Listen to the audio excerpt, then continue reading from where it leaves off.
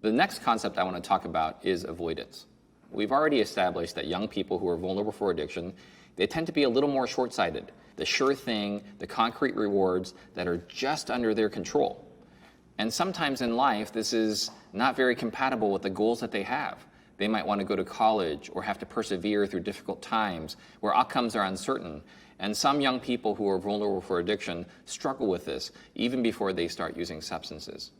For example, you might have a young person who's very talented, they're very gifted at school, but they might question every class they take. I'm never going to use this in the future. I don't see the point. And they start to struggle as they graduate from high school and move on to college, where their degrees and their process is a little more nebulous, and the goals are a little more uncertain. They need more concrete reward. You might also have talented individuals in music and art and sports, and when they're young, they really shine because they're more talented than some of their peers.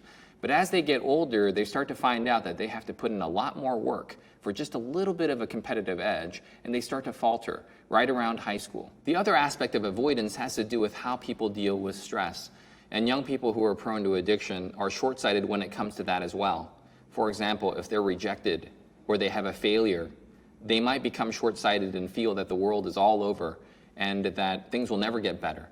They tend to lose hope a little bit faster. They have a harder time sometimes bouncing back from romantic relationships that end or aspirations that were short-lived.